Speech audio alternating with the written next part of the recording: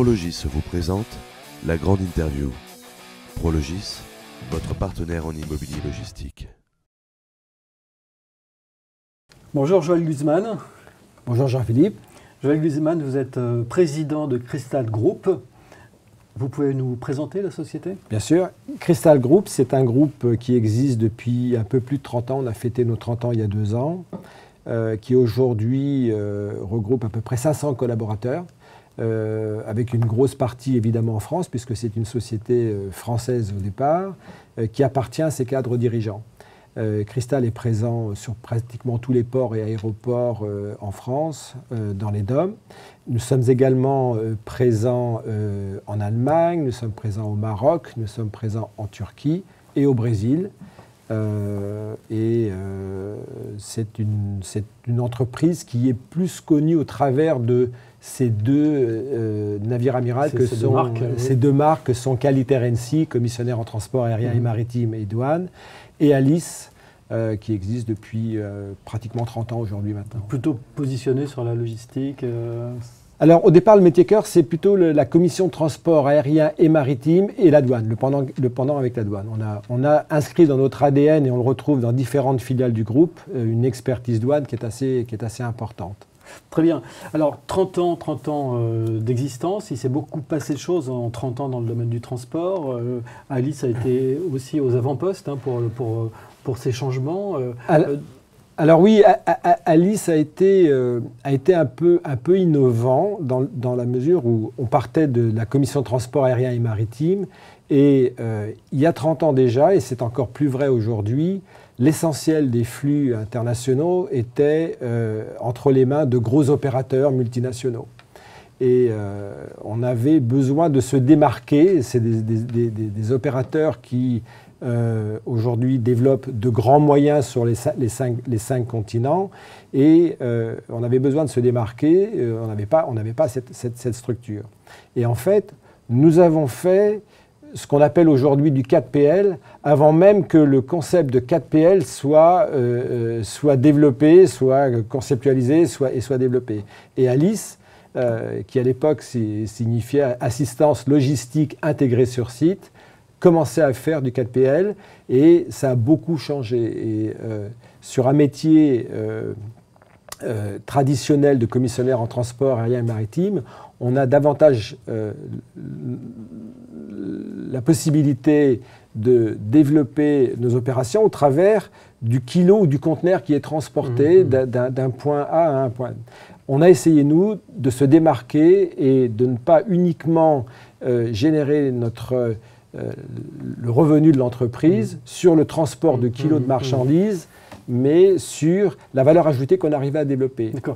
Pour qu'on comprenne bien, donc le 4PL, c'est en fait un organisateur de transport qui ne dispose pas de véhicules en propre, mais qui organise le transport pour le compte de tiers. Est-ce qu'on peut le dire comme ça ? C'est un peu plus que ça. Il y a 30 ans, on ne parlait pas de supply chain, on parlait de logistique. Et aujourd'hui, c'est une expertise qui monte en degré chaque année un peu plus. Les interlocuteurs que nous avons aujourd'hui, on avait à l'époque un responsable transport, un responsable des achats. Aujourd'hui, on a des directeurs de supply chain qui font le plus souvent partie du COMEX chez nos clients, chez nos chargeurs.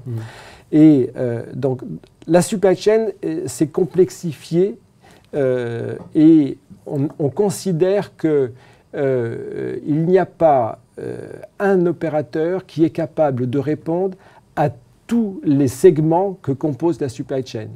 Un 4PL va se positionner entre les différents spécialistes, multispécialistes des différents segments que sont des transporteurs aériens, maritimes, des commissionnaires en douane. Et Alice, qui est la filiale 4PL de notre groupe, va essayer de se positionner pour coordonner, on dirait aujourd'hui piloter, l'ensemble des intervenants de la supply chain, de façon complètement neutre. Alors, vous avez parlé de la douane. Pour faciliter les opérations douanières, il y a une innovation qui existe depuis quelques années et où là, Crystal Group a été moteur, c'est le fameux OEA. Est-ce que vous pouvez nous dire comment ça s'est mis en place et comment vous êtes intervenu dans ce processus d'élaboration de cette norme? Grand changement depuis 30 ans.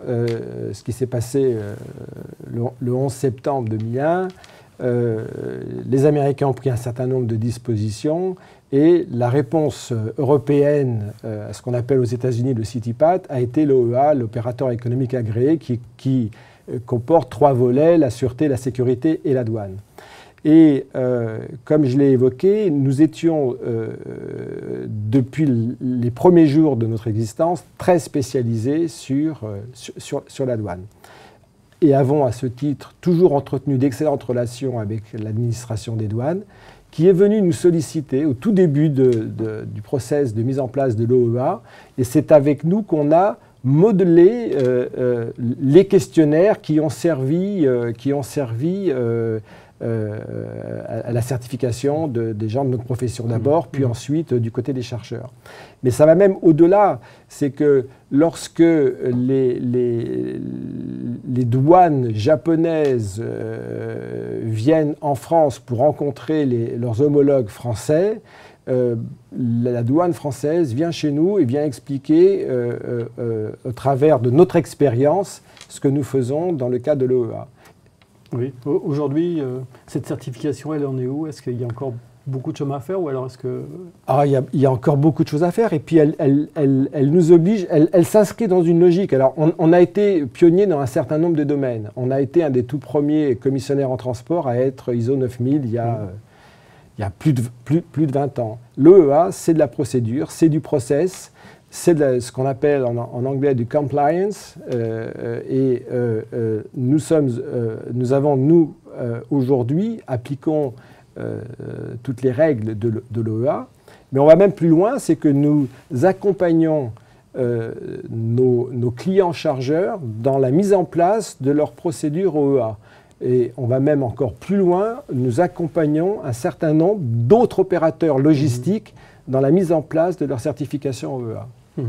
Et la douane elle-même a beaucoup changé aussi, donc il va falloir s'adapter en permanence aux nouvelles réglementations. Comment elle a beaucoup changé, oui et non. Elle a changé dans le sens où il y a une simplification qui a été faite. On n'a plus le gros tarif des douanes qui permettait, mais aujourd'hui, la douane offre un avantage. Quand on parle de la supply chain, quand vous approchez la douane, vous avez une plateforme d'observation sur l'ensemble de la supply chain. On parle de la douane au départ, de la douane à l'arrivée.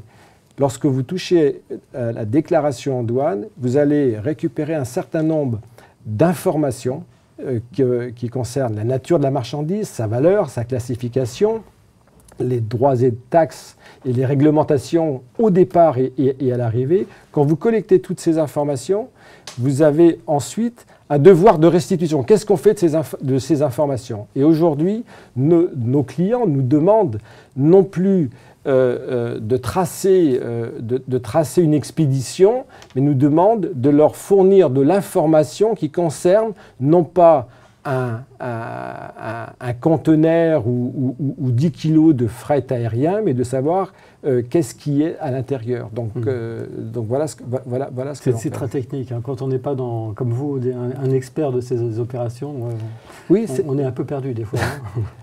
Ça prouve qu'on a encore une raison d'être, même si la réglementation communautaire a changé et qu'aujourd'hui le statut de commissionnaire en douane n'existe plus, que certains de nos clients chargeurs sont également tentés de faire eux-mêmes leur déclaration en douane, mais dans tous les cas, ils nous demandent de les accompagner sur la mise en place, d'utiliser l'automatisation. On travaille pour de très très gros exportateurs ou importateurs en France qui, aujourd'hui, nous ont demandé d'industrialiser le process de déclaration en douane. Mais ça reste une expertise, ça reste également une responsabilité. Et encore une fois, cette responsabilité n'est pas simplement depuis ou vers la France, mais également depuis ou vers les pays d'origine ou de destination vers lesquels nos clients travaillent. Alors, on vient de parler de toutes les avancées auxquelles vous avez participé, vous avez contribué. Aujourd'hui, il y a de nouveaux défis qui se posent à vous. Je pense au digital, à tout ce que ça transforme aussi dans la manière de gérer le transport. Comment vous appréhendez ces sujets-là? Alors, aujourd'hui, le monde change et il change très très vite. On parle beaucoup de l'intelligence artificielle. on ne peut pas oublier non plus l'intelligence émotionnelle. Ça veut dire quoi l'intelligence émotionnelle? C'est qu'on est dans une relation avec nos clients qui nous oblige en permanence à être à l'écoute de nos clients. Si vous n'écoutez pas, vous ne pouvez pas comprendre quel est le besoin du client, vous ne pouvez pas anticiper dans ce monde qui change quelles sont les nouvelles façons, les nouvelles solutions de travailler. Et dans le cadre notamment de notre activité 4PL, nous avons été amenés à développer un certain nombre de solutions qui permettent de simplifier, de fluidifier le contrôle des différents segments de la supply chain que j'ai évoqués tout à l'heure. Et ça nous a même amené à investir dans une société qui ne fait que des développements informatiques. Mais qui s'appelle ? Qui s'appelle Adias, c'est la société qui est rattachée à la filiale Alice et qui est notre filiale technologique et innovation qui nous permet d'accompagner. Donc on est à l'écoute de nos clients. Vous savez, on est dans un cadre d'un interview. Lorsque l'on parle, vous ne pouvez simplement que reproduire des choses que vous connaissez déjà. Lorsque vous écoutez, vous avez la chance d'apprendre quelque chose. On essaye toujours, tous les progrès, toute l'évolution de notre groupe, c'est fait en ayant en permanence une écoute très attentive de la part de nos clients. Alors au-delà de ça, le digital, c'est quoi chez vous ? Eh ben, le digital, c'est la dématérialisation déjà. On est dans un métier qui historiquement... nos collègues américains disaient qu'un freight forwarder, c'était un paper pusher. On pousse du papier en permanence. Donc, on essaye et on a développé des solutions qui permettent d'interfacer l'ensemble des acteurs de la supply chain, que ce soit notre client, ses transporteurs, pas forcément nous, mais nous allons développer des interfaces qui permettent de fluidifier et de simplifier et de supprimer le risque d'erreur dans la transmission des informations qui sont impliquées dans les importations et les exportations de nos clients. Donc, on a développé des solutions, on est allé jusqu'à devenir un éditeur de solutions, ce qui n'était pas notre métier traditionnel. Et lorsque, si on regarde 30 ans en arrière, nous bougions des kilos de marchandises. Aujourd'hui, on va, et de plus en plus, bouger du kilo-octet d'informations. L'information est clé, et cette information, nous ne pouvons la collecter qu'à partir du moment où nous avons une attitude d'écoute en permanence. Et c'est nos clients qui nous ont fait. Vous savez, je dis souvent à nos clients, vous aurez le fournisseur que vous méritez. Donc, ils nous aident à devenir chaque jour plus intelligents, plus innovants et nous condamnent à trouver des solutions. Et j'ai évoqué tout à l'heure, dans le cadre des transports internationaux, que plus de la moitié des échanges internationaux sont entre les mains de gros opérateurs. On n'est pas un gros opérateur, mais je pense que dans ce domaine comme dans d'autres, ce n'est pas forcément la taille qui compte, mais c'est l'agilité. Et on essaye d'être à chaque fois agile en ayant correctement écouter nos clients. Alors, vous parliez de cette chaîne des fournisseurs qu'il faut piloter. Oui. Vous avez un outil, MyTower ? On a un outil, je vois que vous êtes bien renseigné. Effectivement, on a développé un outil. Et cet outil, en fait, il a été suscité par la réponse à un besoin exprimé par un gros client qui nous a dit, voilà, quelle est notre problématique. Et en fait, c'est notre client qui nous a demandé de développer cet outil. C'est une tour de contrôle, quoi. C'est une tour de contrôle. On l'a appelé MyTower, mais c'est une tour de contrôle qui nous permet justement de fluidifier, de simplifier la supply chain des clients auxquels nous nous adressons. Alors pour faire bien fonctionner ce groupe qui dispose de plusieurs filiales, j'imagine qu'il y a un management aussi que vous mettez en place qui est assez précis. Oui, on a un management qui s'inspire de nos valeurs, la charte de valeurs du groupe, qui repose sur l'écoute, sur l'innovation et sur l'engagement et le respect de nos engagements. C'est une entreprise qui appartient à ses cadres dirigeants, qui demain fera rentrer dans son capital l'essentiel de ses collaborateurs et qui nous fait nous poser un certain nombre de questions sur la RSE, la responsabilité sociétale d'une entreprise. On a aujourd'hui, même si on a développé ces solutions qui sont brevetées, hein, on a édité les solutions que nous avons créées, on est dans un métier d'hommes et de femmes. Et dans ce domaine-là, on n'a pas d'assets à proprement parler, on n'a pas d'avion, on n'a pas de bateau, on n'a pas de camion, mais on a l'asset le plus précieux, qui est celui de nos collaborateurs. Et aujourd'hui, nous pouvons nous féliciter de n'avoir finalement que très très peu de turnover de la part de nos collaborateurs. Ce qui d'ailleurs nous a encouragés à ouvrir demain le capital auprès de l'ensemble de ces collaborateurs. Vous êtes une entreprise finalement assez atypique, vous avez assez peu de concurrents en tous les cas sur les différents segments que vous couvrez. J'aimerais bien que nous n'ayons pas de concurrents. On en a quelques-uns, on en agace un certain nombre. En fait, on n'est pas un généraliste, on est un multispécialiste. On va se spécialiser sur un certain nombre d'industries, on va se spécialiser sur un certain nombre d'axes géographiques. Ça, c'est pour les métiers traditionnels de la commission de transport aérien ou maritime. Et puis, difficile de rester modeste, mais je pense que nous avons été les premiers à faire du 4PL avant que ce soit conceptualisé comme étant du 4PL. Et qu'aujourd'hui, il y a un certain nombre d'opérateurs qui ont une approche de 4PL, mais qui n'ont qu'un seul objectif, c'est de cette approche 4PL de récupérer du kilo dans leur groupage, dans leur camion, dans leur etc. Lorsqu'on est un 4PL, on se doit d'être totalement neutre. Et lorsque la filiale Alice agit en tant que 4PL, la filiale commission de transport qualité RNC n'est pas impliqué. On ne peut pas être jugé parti, ce n'est pas possible. La neutralité est la condition sine qua non pour que le 4PL puisse correctement exprimer sa vocation. Vous êtes un passionné dans votre métier, hein, ça se sent. Oui, je suis passionné, mais je pense qu'on fait bien les choses que l'on aime, on les fait mieux lorsqu'on est passionné. C'est notre carburant et on essaye de partager cette passion avec nos collaborateurs et puis nos clients le sentent, on est très impliqués. Vous savez, on a démarré Qualitaire, qui était la première société du groupe, en 86, on était 4. Aujourd'hui, on est près de 500, voilà, et on n'a pas fini, on a encore de l'ambition. Et on a de l'ambition justement sur cette nouvelle façon d'appréhender la logistique ou la supply chain au niveau international. Vos projets à court terme, c'est quoi ? Nos projets à court terme, il y a déjà du présent. On a récemment fait, on est très spécialisé sur l'industrie aéronautique dans la commission de transport. On a fait récemment l'acquisition d'une entreprise de maintenance aéronautique.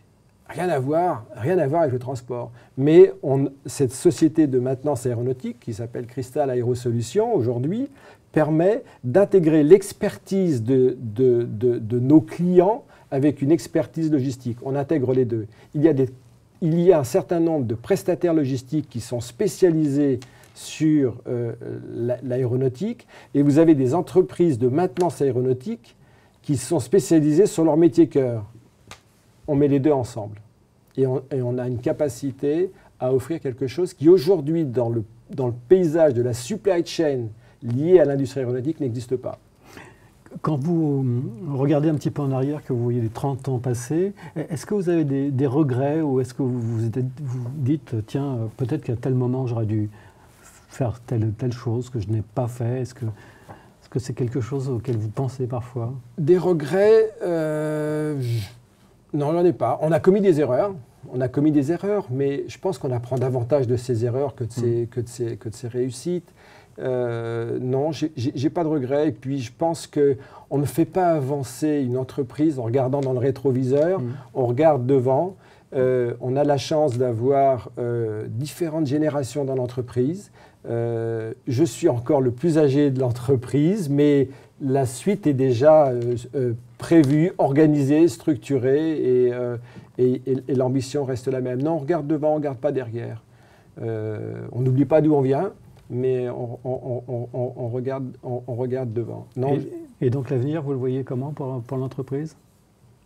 L'avenir, j'aimerais demain que nous arrivions à assumer de la façon la plus forte notre responsabilité sociétale. On est dans un monde qui parfois peut faire peur et qui engage. Je pense qu'une entreprise a une responsabilité qui est autre que celle de servir les intérêts de ses actionnaires. D'ailleurs, on se situe assez rarement dans ce rôle d'actionnaire, qui est un rôle qui est difficile à assumer. Et la responsabilité sociétale, elle est importante. On est à l'écoute de nos clients. Aujourd'hui, on parlait de compliance. Il n'y a pas un appel d'offres que nous recevons de nos clients. On ne nous demande pas de voir quelle est l'empreinte carbone que vous allez laisser sur l'activité que nous allons vous confier. On a été un des tout premiers à mettre en place un système avec TK Blue, qui est une agence qui permet de mesurer justement cela. Mais on veut aller au-delà. On veut aller au-delà. Mais vous savez que une des choses les plus polluantes aujourd'hui, ce sont les immenses navires porte-conteneurs qui, eux, laissent une empreinte carbone absolument néfaste. Donc aujourd'hui, comment concilier une responsabilité sociétale avec des contraintes environnementales? Ce n'est pas toujours facile si on est en phase. Voilà. Maintenant, je pense que le monde va continuer à changer. Je pense qu'on ne pourra pas revenir en arrière sur la mondialisation, mais en termes de supply chain, je pense qu'on ira davantage vers des échanges de proximité qui sont plus favorables à l'environnement. Et à la planète. Et à la planète, voilà. Merci Joël Guzman pour cet échange. Merci Jean-Philippe de m'avoir accueilli aujourd'hui. Et merci à vous pour votre attention. Et je vous donne rendez-vous d'ici un mois pour une nouvelle émission, La Grande Interview. À bientôt. Prologis vous a présenté La Grande Interview. Prologis, votre partenaire en immobilier logistique.